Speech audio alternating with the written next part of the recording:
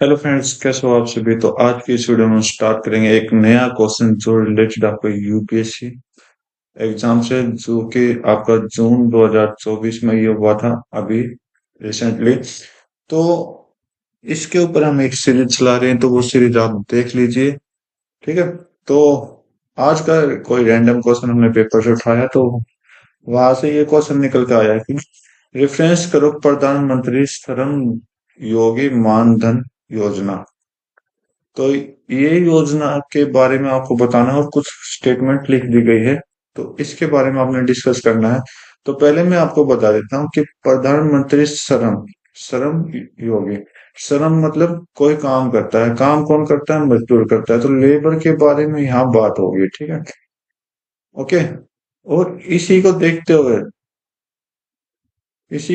हुए मंत्री जी ने, प्रधानमंत्री जी ने किसान मानधन योजना भी लेकर आए थे। तो मैं आपको डिस्कस करूंगा दोनों।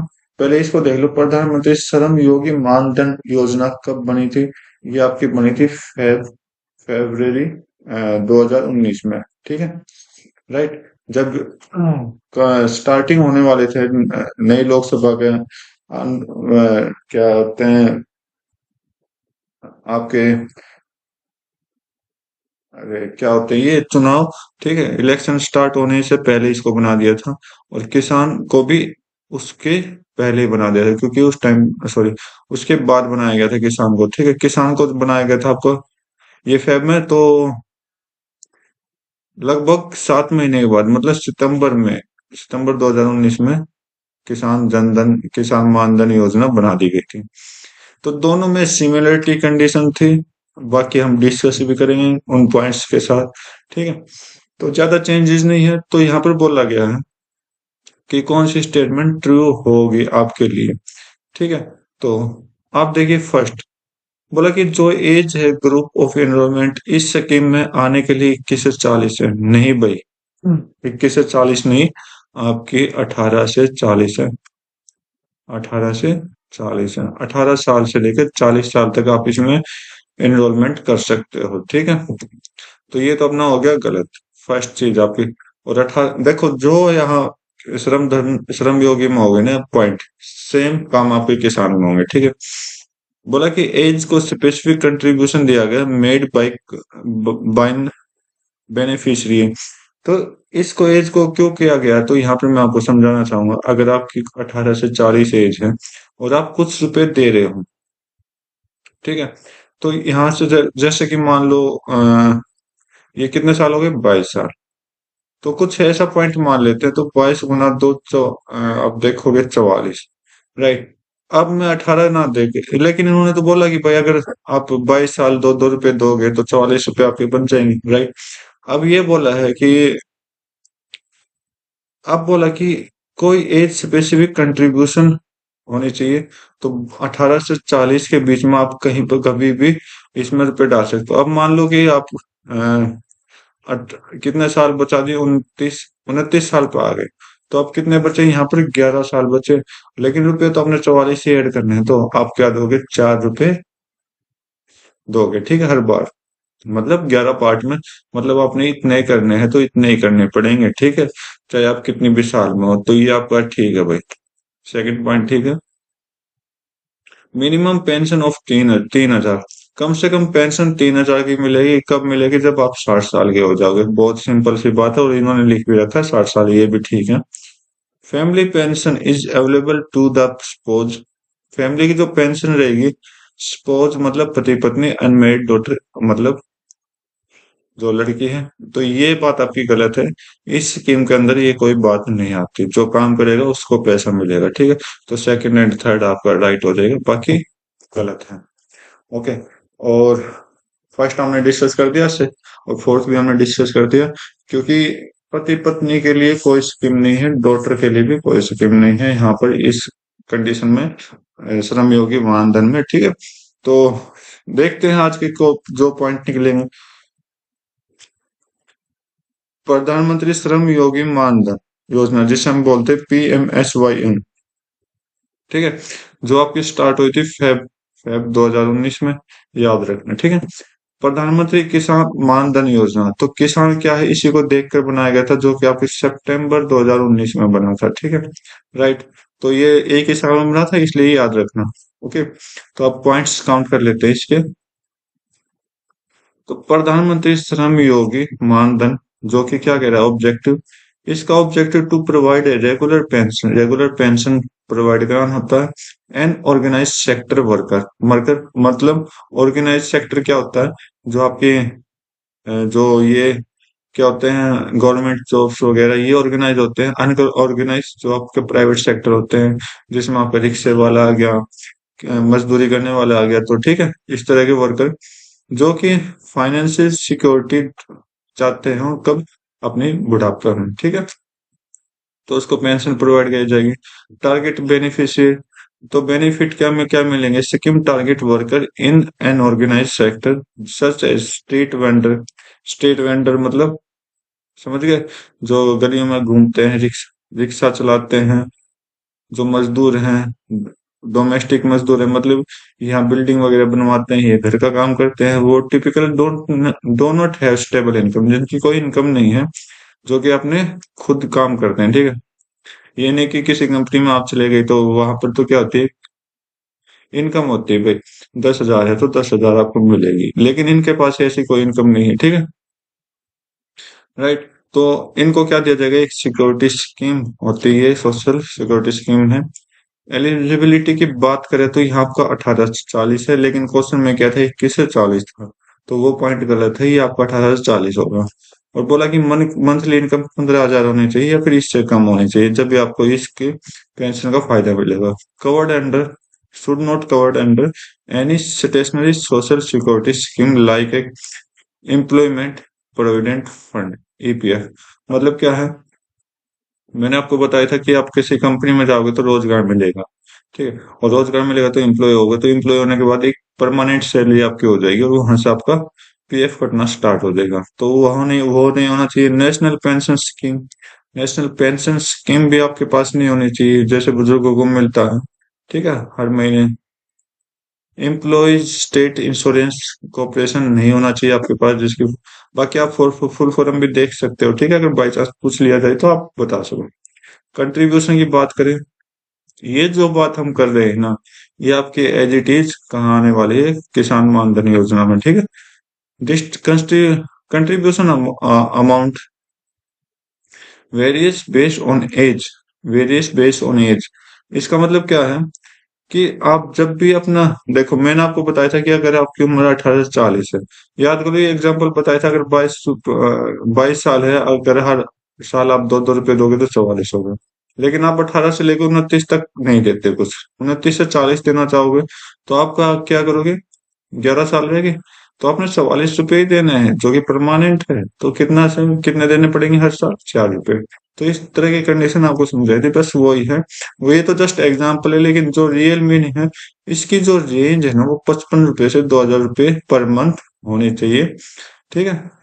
राइट। बाकी आपके एज के ऊपर बात होती है, कौन सी एज में आप कितना देना चाहते हो, ठीक।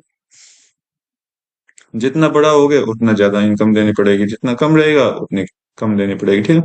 पेंशन अमाउंट, पेंशन की बात करते हैं तो 60,000 रुपए, सॉरी 60 साल के जैसे आप पहुंच गए तो आपको इसका बेनिफिट मिलेगा, कब, मंथली पेंशन 3,000 रुपए, जितने साल तक जियोगे उतने साल हर महीने 3,000 रुपए आपके खाते में आएंगे, ठीक है। वॉलेंट्री एंड कंट्रीब्यूशन की बात करें, जो कि meaning that participant voluntary join and contribute to the pension fund along with the government. तो ये क्या होगा, ज्वाइन हो गया और सहायता मिलेगी किसमें, पेंशन फंड, जो कि गवर्नमेंट की पेंशन है उसके साथ भी, ठीक है। इम्प्लीमेंटेशन क्या होगा, scheme is implemented through the life insurance corporation, ये स्कीम लाइफ इंश्योरेंस कॉर्पोरेशन से आई है। पेंशन फंड मैनेजर, जिसका काम क्या है, responsible agency for pension disbursement. तो यहाँ पर क्या बोला कि जो आप काम करेगा, कौन काम करेगा, पेंशन फंड मैनेजर काम करेगा इसके ऊपर, और रिस्पॉन्सिबल कौन रहेगा, जो कि पेंशन डिस्ट्रीब्यूट करता है, जो बांटता है, ठीक है। ओके, भुगतान करता है जो, ठीक है। इनरोलमेंट प्रोसेस क्या क्या चीज है? इनरोलमेंट प्रोसेस की जाएगी कॉमन सर्विस सेंटर के अंदर, जो कि आपके हर तरह की सुविधा लाती है। और जैसे कि आधार कार्ड हो गया सुविधा में, और bank account, Jan Dhan account, इसमें एनरोल कर सकते हो आप, ठीक है। नेक्स्ट देखते हैं विड्रॉल प्रोविजन। विड्रॉल प्रोविजन कैसे होगा? Exist before 10 year of joining. जैसे आपने 10 साल की ज्वाइनिंग ली, the beneficiary get back their contribution along with saving bank interest rate. मतलब जैसे 10 साल आपके कंप्लीट हो गए, जैसे आपने 18 से लेके 28 साल कंप्लीट कर लिए, तो इसने बोला है कि कुछ इंटरेस्ट रेट के साथ कुछ पैसा आपके अकाउंट में आएगा। जरूरी नहीं कि आपकी 60 साल एज होनी चाहिए, 28 साल के बाद कुछ पैसा आपके अकाउंट में आएगा एज ए इंटरेस्ट।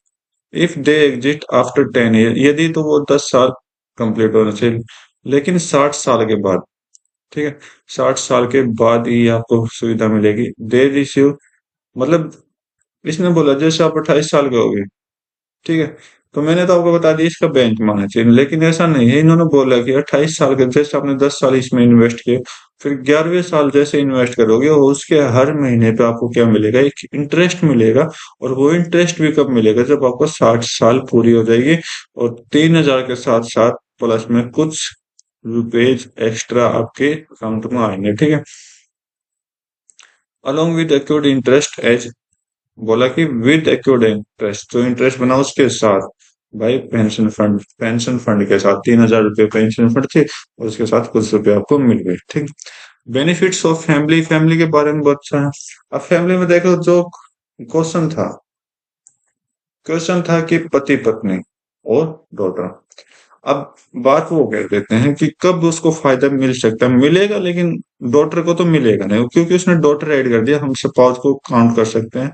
देखो, मान लो कोई इंसान, जैसे कि आर्मी में कोई पर्सन है, ठीक है, उसकी शादी हो जाती है, राइट। तो जैसे ही आर्मी में ये पर्सन जो होगा, ये क्या होगा, इसकी हत्या हो जाती है, ठीक है, खत्म हो जाता है ये। तो इसकी आर्मी की जो पेंशन होगी वो किसके पास जाएगी? सीधा इसके वाइफ के पास जाएगी, ठीक है, राइट। तो सपोज के पास तो जाएगी, ओके, कितनी? 50%। फायदा कितना देगा? 50% का फायदा देगा अपनी पेंशन। जैसे मान लो इसकी इनकम 70,000 रुपये सैलरी है, तो इसके पास कितनी चली जाएगी? 35,000। बस इतना ये फायदा देती है, ठीक है। तो ये स्कीम थी, इंपॉर्टेंट थी, अच्छा से समझ आया होगा। आगे देख लेते हैं किसान किसान मानधन योजना। तो देखो, किसान मानधन योजना, जो कि आपका कब आया था? सॉरी, सितंबर 2019 में आया था। प्रोवाइड करता है social security to small and marginal farmer during the old age by offering a monthly pension. बोला कि वो कब इसको मिलेगा? जब आपकी ओल्ड एज हो जाएगी, बुढ़ापा हो जाएगी, ठीक है। एलिजिबिलिटी की बात करें, ये ले 18 से 40 आप अ, पैसे जमा करोगे, और कम से कम आपके पास 2 एकड़ जमीन होनी चाहिए, ठीक है, मतलब 2 एकड़ तक, ओके, 2 एकड़ तक जमीन होनी चाहिए। ज्यादा से ज्यादा 2 एकड़ जमीन होनी चाहिए। हेक्टेयर मतलब। मंथली पेंशन की बात कर लेते हैं। मंथली पेंशन कब मिलेगी? 60 साल में कितने रुपए? 3,000, जो कि हम ऑलरेडी डिस्कस कर चुके हैं श्रम योगी में, ठीक है। कंट्रीब्यूशन की बात करते हैं, तो आप देखोगे हर एक पॉइंट वो ही है। कंट्रीब्यूशन में बात करो, एज लिमिट के अकॉर्डिंग इतने रुपए आपको हर महीने देने पड़ेंगे। कितने? 55 से 200 रुपए। दोनों चीजें सेम है, ठीक है, ओके। गवर्नमेंट कंट्रीब्यूशन की बात करते हैं, तो match the farmers contribution to ensure the pension corpus is built effectively. तो गवर्नमेंट ने क्या बोला कि पेंशन जो है ना, इसकी क्या होता है कि बिल्ट इफेक्टिवली। तो भाई इसको कैसे समझाऊं मैं? कि फार्मर का कंट्रीब्यूशन, अच्छा, इन्होंने बोला कि अगर फार्मर कंट्रीब्यूशन करेगा तो गवर्नमेंट क्या करेगी? उसके पेंशन को जो है ना, वो एक्स्ट्रा भी दे सकती है, टू इज बिल्ट इफेक्टिवली, मतलब उसको ज्यादा बना सकती है, ठीक है। इम्प्लीमेंटेशन की बात करें तो LIC द्वारा ये किया जाता है, राइट, पेंशन फंड मैनेजर के द्वारा, okay. Management of pension fund वही बात है कि मैनेजर के द्वारा, ठीक है। विड्रॉ की बात कर लेते हैं। जैसे ही आप 60 साल के हो गए, बाकी ऊपर भी लिख रखा है विल रिटर्न, क्या होगा, अलोंग विद रिटर्न, ठीक है। मतलब कि अलोंग विद इंटरेस्ट के साथ ये क्या होगा, रिटर्न होगा। ओके। अगर आप 60 साल से पहले मर जाते हो तो इसका फायदा कौन लेगा? या तो सपोज लेगी either continue the scheme by paying the remaining contribution to और exist and receive the accumulated amount. बोला कि 60 साल के बाद कौन लेगा, आपकी जो भी, मतलब सपोज है पति पत्नी में से कोई एक, वो इस स्कीम का फायदा उठा सकते हैं या फिर सारे के सारे निकलवा सकते हैं, ठीक है। एनरोलमेंट प्रोसेस की बात करते हैं। सीएस कैसे प्रोसेस करोगे? सीएससी में जाओ और वहां पर ministry of agriculture and farmers welfare है, उसकी साइट पर जाओ, उस पर एनरोल कर दो, ठीक है। तो आपको सबसे पहले पता करना है कि वो is the ministry of agriculture and farmers, ठीक है। ओके। आगे देखो, इंटीग्रेशन विद पीएम किसान। इंटीग्रेशन मतलब बेनिफिट्स वगैरह जो भी बोला गया उसके बारे में। बोला कि already receiving benefit under the PM किसान, प्रधानमंत्री किसान सम्मान निधि, जो कि एक आपकी क्या आई थी, स्कीम आई है, ठीक है।